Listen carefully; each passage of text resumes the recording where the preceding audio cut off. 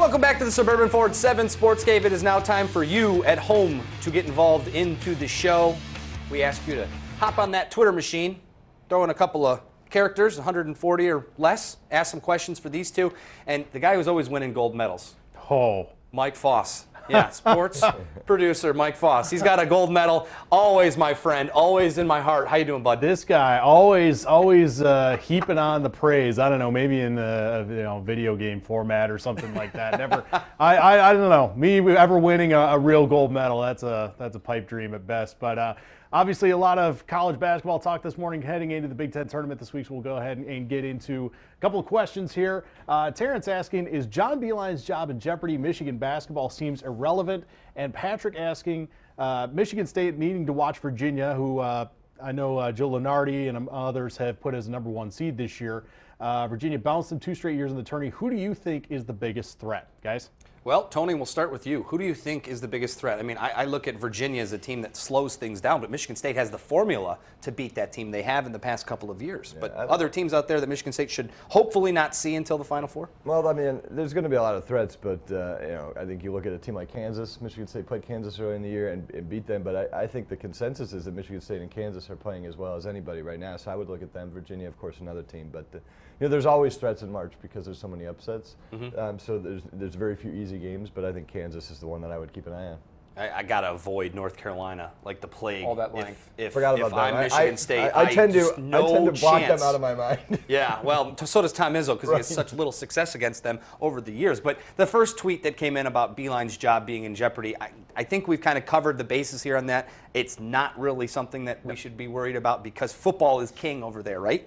I'd say regardless of football status, John Beilein was just extended last offseason.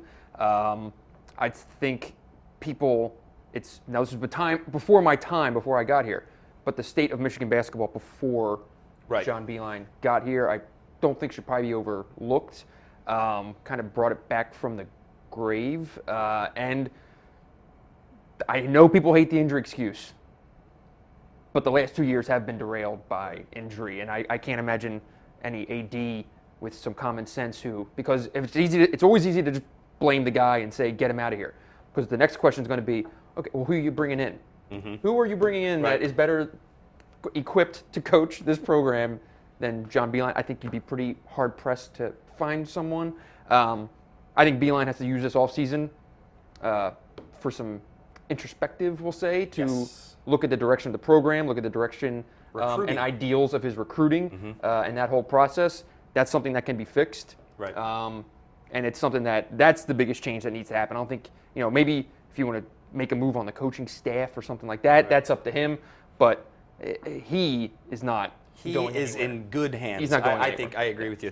30 seconds or less. I want to give you to Tigers talk. Oh, I wanted to jump in. Jump in. We'll talk Tigers next segment. What's up? I just wanted to say I don't think he'd be in jeopardy. I think next year's a big year, even though he has a contract extension. I mean, next year he's got a decent recruiting class coming in.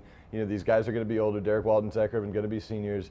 I think next year's a big year. But look, there's a new AD too. And so new AD comes in and they're going to evaluate everything. So we don't, just because he has a contract extension, I don't think it means he's guaranteed to be here the next 4 or 5 years. And an AD coming from a place that wins Just national about to say that. championships. Ward Manuel's no stranger to UConn winning national championships and competing at that high level. They don't have football over there, UConn at that high level, but certainly basketball was something that he had a finger on. All right, coming up next, we'll have our final thoughts. We'll get to a little bit of that Tigers talk after this quick break. Stay with us on the Suburban Ford 7 Sportscape.